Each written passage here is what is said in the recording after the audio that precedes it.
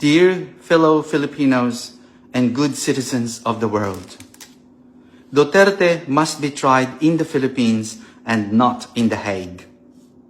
Former President Rodrigo Duterte should be returned to the Philippines immediately. He was a good leader, a loved president who waged war against drug lords and drug dealers. The Filipino people love him for his brave style of leadership, where he weakened and suppressed the rampant drug abuse, trafficking, and graft and corruption in his own country.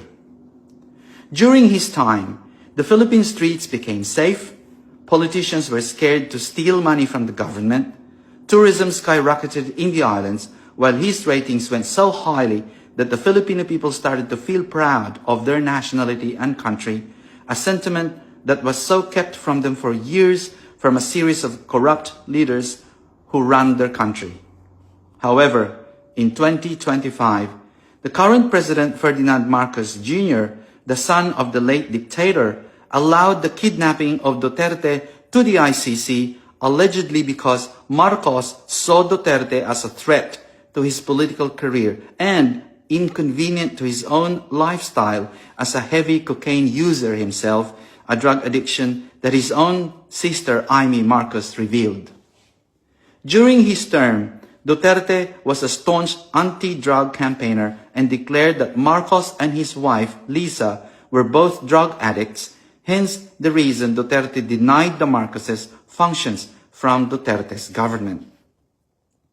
The Philippines is not a member of the ICC.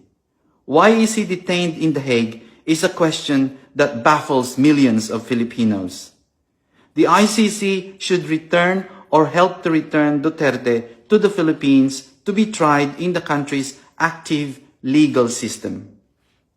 Lately this year, in 2026, allegations spread in the Philippines that officers of the ICC benefited from the stolen government money through their transactions with Philippine politicians and personalities during their visit to the country. Allegedly, Martin Romualdez, Antonio Trillanes, and others, all suspected government fund looters, had met with the ICC officials in their private premises or residences to have a private meeting where deliveries of government stolen money in suitcases arrived. This was testified by one of the 18 Philippine Marines who spoke out of the blatant stealing of billions of pesos from the government funds. Allegedly, other recipients of these government officials also included the President himself, Ferdinand Marcos Jr., his own cousin, Martin Romualdez, the Senate President, Tito Soto, and several others.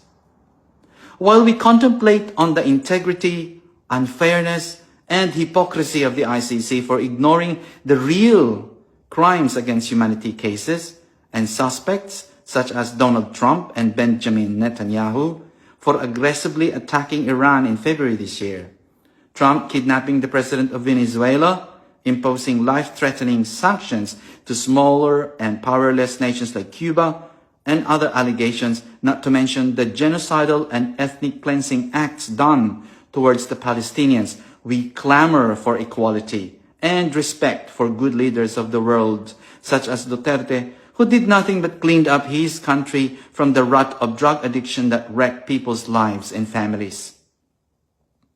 President Duterte had saved millions of people from direct repercussions of drug addiction such as crime, rape, theft, and loss of future. He was also a tenacious enemy of graft and corruption in his own country. Former President Rodrigo Duterte's style in speaking, in his efforts to deter those involved in drug trafficking and using of illicit drugs, included rhetorics and allusions related to death and fear.